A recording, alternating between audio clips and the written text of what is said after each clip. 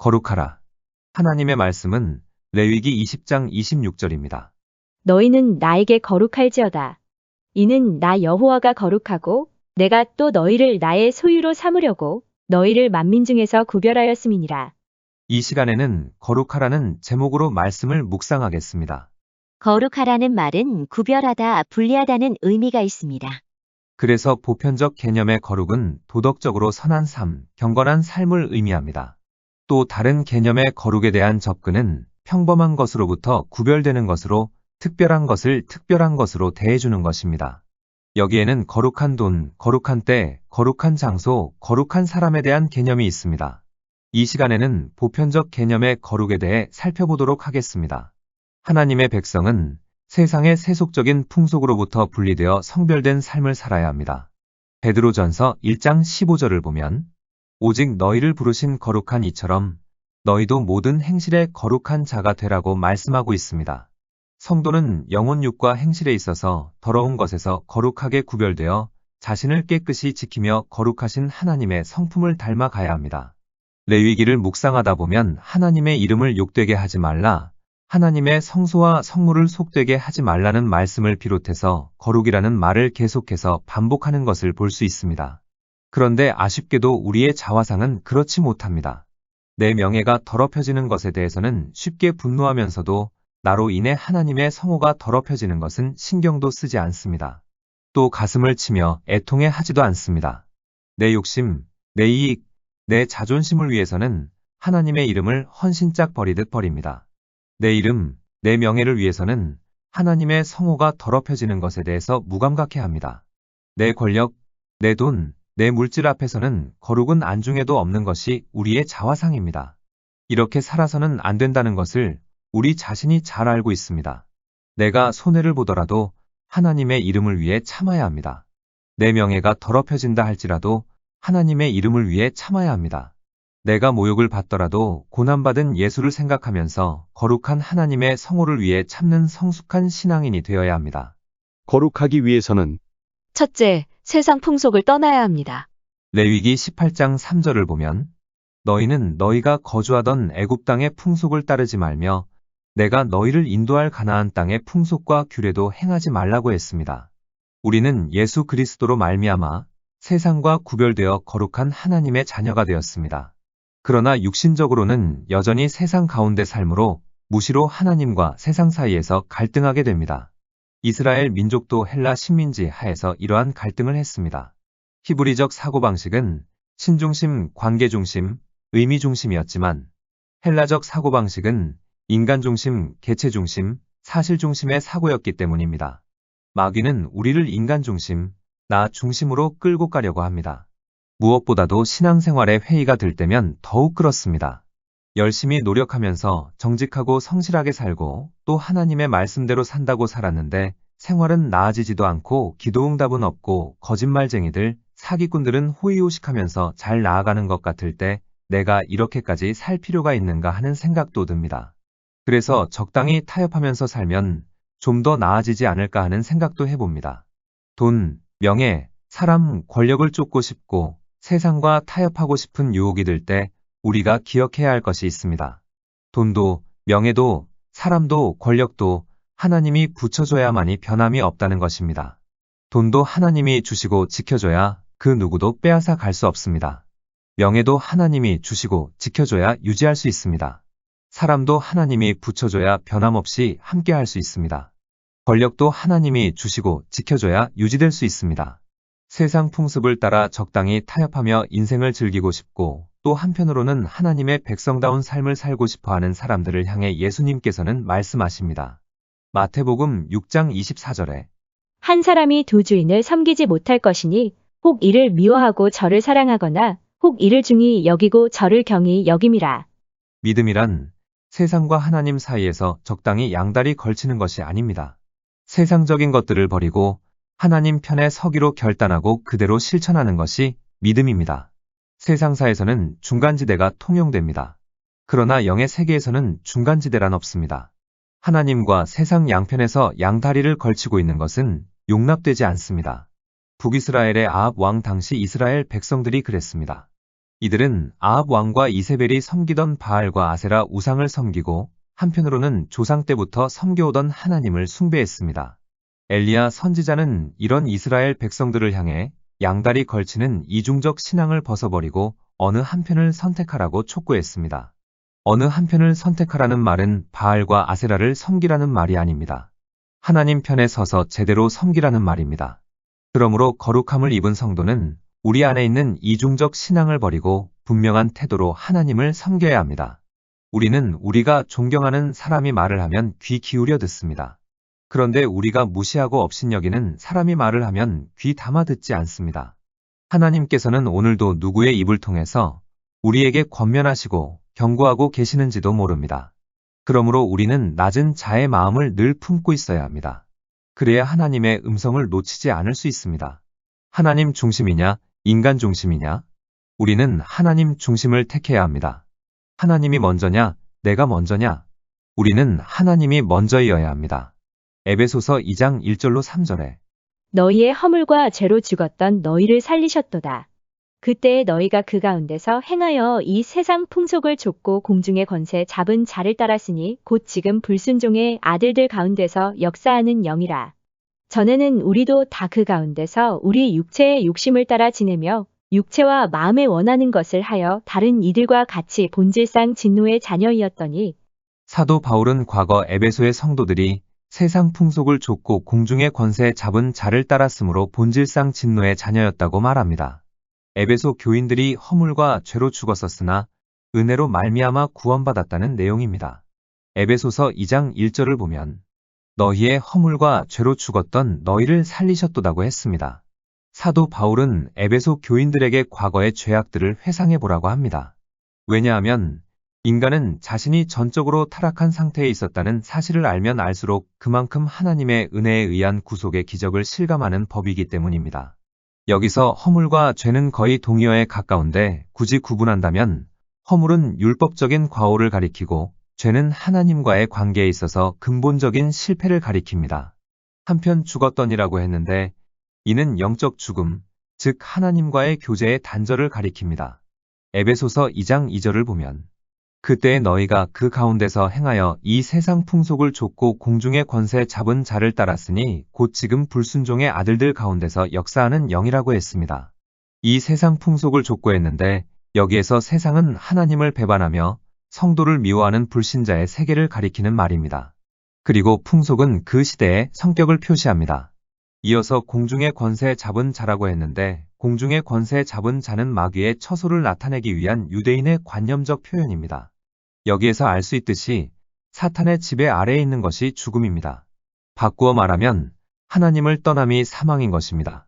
우리가 구원 전에 죽은 자였던 것은 사탄의 지배 하에 있었기 때문입니다. 참 생명의 근본이신 하나님을 떠나서는 살 사람이 아무도 없기 때문입니다.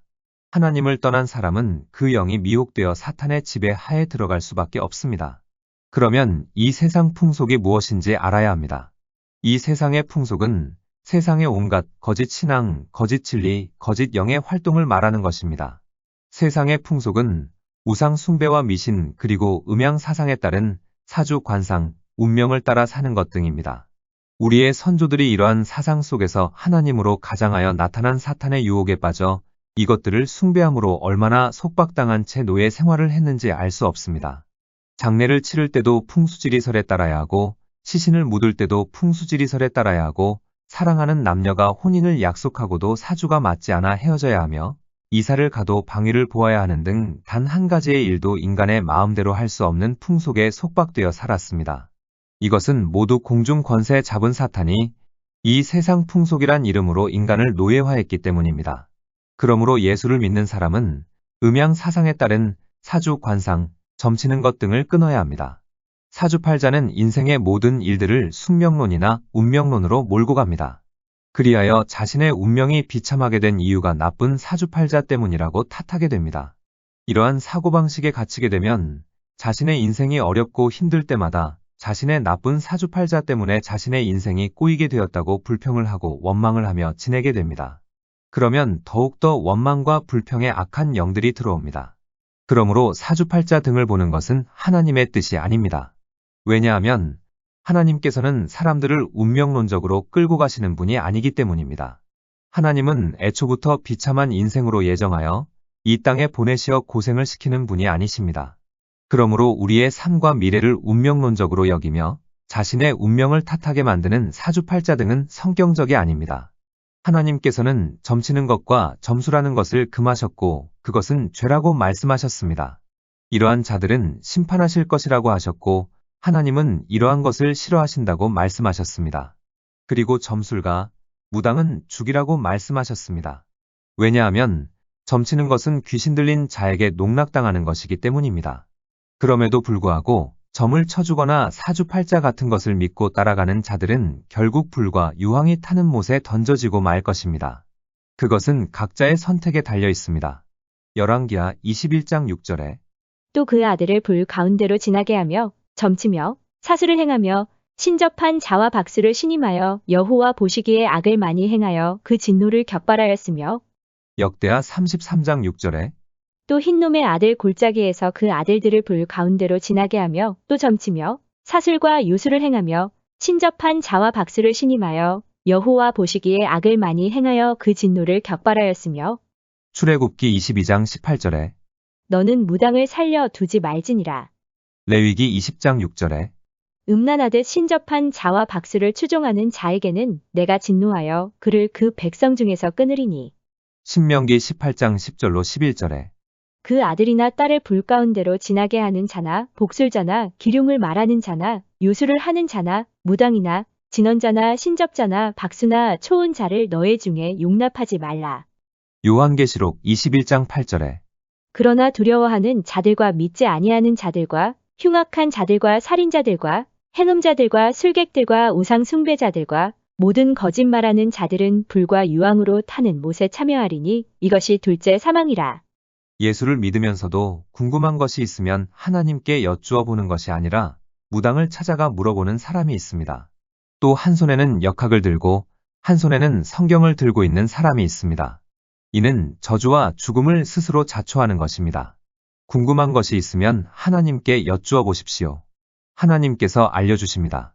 에베소서 2장은 구원론을 논한 것이는데 1절로 3절은 인간의 구원 전의 상태를 말하고 있습니다. 구원 전에 우리는 허물과 죄로 죽어 있었습니다. 이것은 아담의 후손으로 유대인이나 헬라인이나 죄 아래 있다고 선언되었기 때문입니다.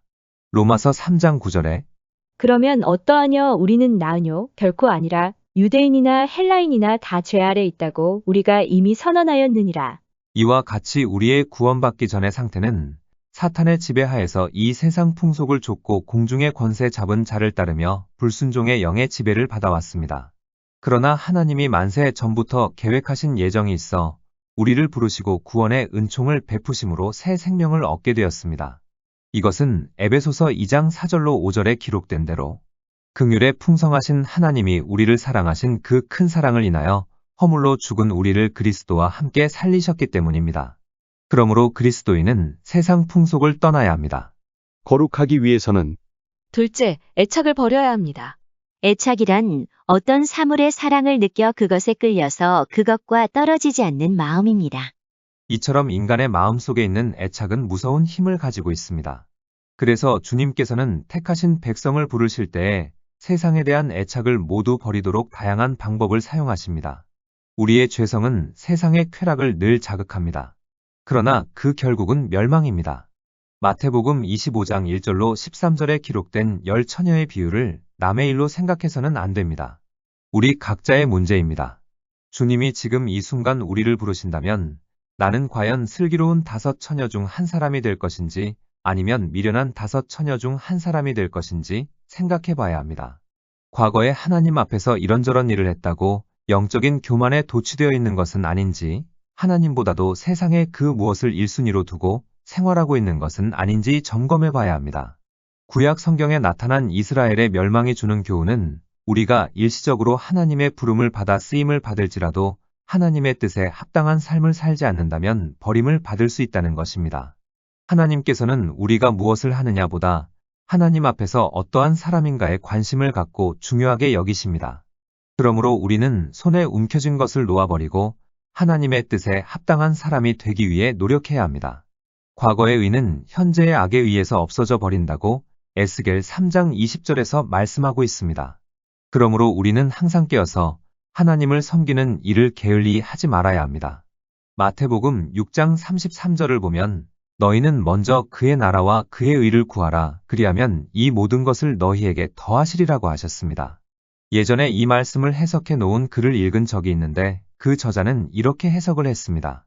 먼저 그의 나라와 그의 의란 제1, 제2, 제3, 제4 이러한 순서적 의미도 있겠지만 생활 속에서 항상 하나님을 먼저 생각하고 생활하는 자세라고 했습니다.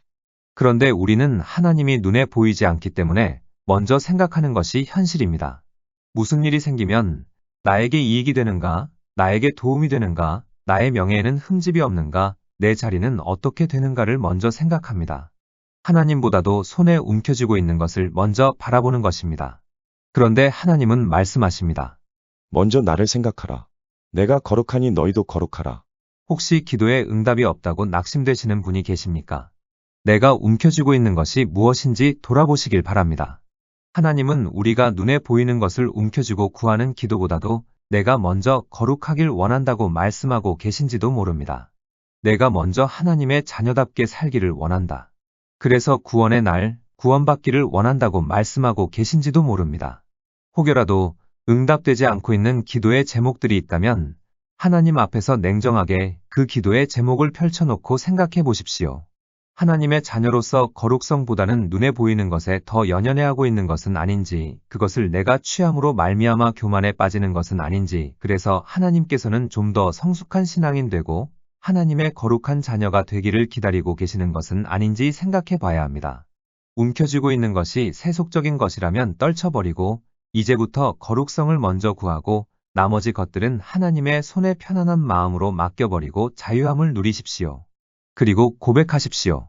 하나님, 나는 지금까지 눈에 보이는 것만 달라고 어린아이처럼 졸라만 됐습니다. 내 마음속에는 하나님에 대한 깊은 경외심도 없고 내 이름, 내 명예, 내 자존심, 내 권력, 내 이익을 위해서는 하나님의 성호가 더럽혀지는 것에 대해서는 신경도 쓰지 않았습니다. 하나님의 이름을 속되게 하면서도 양심의 가책을 느끼지도 못했습니다. 회개하오니 용서하여 주시고 좀 더 성숙한 신앙인 되게 하옵소서. 육신적인 필요를 구하는 것이 잘못되었다는 것이 아닙니다. 당연히 기도해야 합니다. 문제는 하나님의 택한 백성으로서의 거룩성은 온데간데없고 눈에 보이는 것에만 집착하는 것이 문제가 되는 것입니다. 이것이 이스라엘 백성의 멸망 원인이었습니다. 우리는 이를 타산지석으로 삼아서 세상적인 애착은 벗어버리고 하나님의 택한 백성으로서의 거룩성을 되찾기 위해 노력해야 합니다. 에베소서 2장 3절을 보면 전에는 우리도 다 그 가운데서 우리 육체의 욕심을 따라 지내며 육체와 마음에 원하는 것을 하여 다른 이들과 같이 본질상 진노의 자녀이었더니 라고 했습니다. 육체의 욕심을 따라 사는 삶의 결과는 죽음뿐입니다. 이 세상의 불순종의 아들들 가운데서 역사하는 영은 우리의 마음을 휘어잡고 육체의 욕심을 따라 살도록 유도해 왔습니다. 육체의 소욕은 성령을 거스릅니다. 갈라디아서 5장 19절로 21절을 보면 육체의 일은 현저하니 곧 음행과 더러운 것과 호색과 우상 숭배와 술수와 원수를 맺는 것과 분쟁과 시기와 분냄과 당짓는 것과 불리함과 이단과 투기와 술 취함과 방탕함과 또 그와 같은 것들이라. 전에 너희에게 경계한 것 같이 경계하노니 이런 일을 하는 자들은 하나님의 나라를 유업으로 받지 못할 것이요 라고 했습니다. 그러므로 그리스도로 말미암아 새 생명을 시작하려는 자들은 세상 풍속을 끊어야 할 뿐 아니라 세상 욕심 또한 끊어버려야 합니다. 이 세상에는 빛과 어두움이 있으며 하나님의 백성인 빛의 자녀와 멸망의 백성인 어두움의 자녀가 있습니다. 하나님의 백성은 빛을 즐거워하여 빛으로 다가오나 어두움의 백성들은 빛을 싫어하여 피하게 되며 스스로 어두움을 즐거워하여 그 속으로 들어갑니다. 이것은 마치 쇳가루가 흙과 섞여 있어도 거기에 자석을 대면 자석은 쇳가루를 끌어당겨 다른 부스러기들로부터 분리시키는 것과 같습니다. 이와 같이 그리스도는 속되고 세상을 더럽히는 것들로부터 분리시켜 자기의 백성들을 이끌어내십니다. 성도는 자신이 과거 육체의 욕심을 따라 지냈던 일들을 기억하고 하나님의 은혜에 의해 구원받은 것을 감사해야 합니다. 더욱이 성도는 항상 자신의 신앙생활을 점검하고 보다 나은 삶을 위해 정진해야 합니다. 어디를 가나 하나님의 백성이라는 거룩성이 우리의 심령 깊은 곳에서부터 솟아나야 합니다. 이 거룩성을 계속해서 유지할 때 우리는 천국에 입성할 수 있습니다. 우리는 어떠한 경우에도 내면에서 거룩성을 상실해서는 안 됩니다. 우리는 어떠한 경우에도 하나님의 성호를 더럽히거나 욕되게 해서는 안 됩니다. 교회에 왔다 갔다 한다고 해서 거룩하게 된 것은 아닙니다. 스스로 자기 자신의 내부로부터 끊임없이 솟아나는 욕망과 세상으로부터 오는 유혹을 제거함으로 거룩하게 되고 참된 그리스도인이 되는 것입니다. 우리의 겉모습은 다르지만 우리는 거룩하신 성령을 모시는 성전입니다. 고린도전서 3장 16절로 17절을 보면 너희는 너희가 하나님의 성전인 것과 하나님의 성령이 너희 안에 계시는 것을 알지 못하느냐? 누구든지 하나님의 성전을 더럽히면 하나님이 그 사람을 멸하시리라. 하나님의 성전은 거룩하니 너희도 거룩하라고 말씀하고 있습니다. 구약의 이스라엘 백성들이 멸망당한 것은 택한 선민으로서의 거룩성의 상실이 원인이었습니다. 그들은 분명 매일 제사를 드렸고 절기를 지켰습니다. 그럼에도 그들의 마음속에는 하나님이 없었던 것입니다. 우리는 스스로에게 물어봐야 합니다. 내 안에 하나님이 계시는가? 내 이름보다도 하나님의 성호를 더럽히지 않기 위해 얼마나 노력하고 있는가? 레위기 11장 45절을 보면 내가 거룩하니 너희도 거룩할지어다라고 기록하고 있습니다. 하나님은 이 시간도 우리에게 말씀하십니다. 내가 거룩하니 너희도 거룩하라.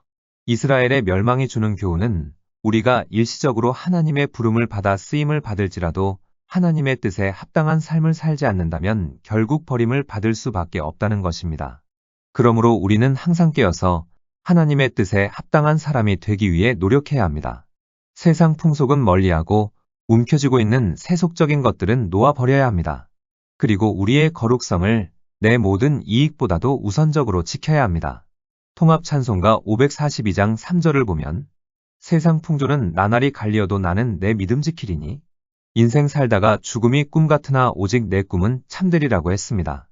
이 고백이 우리 모두의 고백이 되어야 합니다. 말씀을 정리하겠습니다. 거룩하기 위해서는 첫째, 세상 풍속을 떠나야 합니다. 둘째, 애착을 버려야 합니다. 기도하시겠습니다. 하나님을 섬긴다고 하면서도 내 욕심, 내 이익, 내 이름, 내 명예, 내 권력을 움켜쥐고 세상 풍조를 따라 살면서도 하나님의 택한 백성으로서의 거룩성은 헌신짝처럼 버리고 우리의 잘못으로 말미암아 하나님의 성호가 더럽혀짐에 대해서도 가슴치며 애통해 하지도 않았습니다. 또 괜찮겠지라는 영적 교만에 빠져 세상 쾌락에 취하여 거룩에는 관심도 없었습니다. 인간이 그렇고 그렇지라는 생각으로 어떻게 거룩한 삶을 살 수 있겠어라는 자포자기의 심정으로 거룩하고자 하는 열망도 없이 살아왔음을 회개하오니 용서하여 주옵소서. 주님은 우리에게 다양한 방법으로 수없이 거룩을 말씀하셨지만 우리는 멸망당한 이스라엘 백성들처럼 두 귀를 가리우고 가슴 깊이 새겨듣지 않았습니다. 이제부터는 눈에 보이는 세상 욕심은 버리고 하나님의 자녀로서의 거룩성에 민감하게 하시며 하나님의 성호가 나로 말미암아 더럽혀지지 않도록 경건한 삶을 살아가게 하옵소서. 눈에 보이는 기도 제목들이 응답되지 않는다고 불평하기보다 내가 하나님 앞에서 거룩한 삶을 살고 있는가를 먼저 고민하게 하시고 이제는 성숙한 신앙인이 되어 주님 보시기에 합당한 삶을 살아가게 하옵소서. 예수님의 이름으로 기도드립니다. 아멘. 하나님께서는 내 형편이 어떠하든 내 신분이 무엇이든 무슨 죄를 지었든 변함없이 나를 사랑하십니다.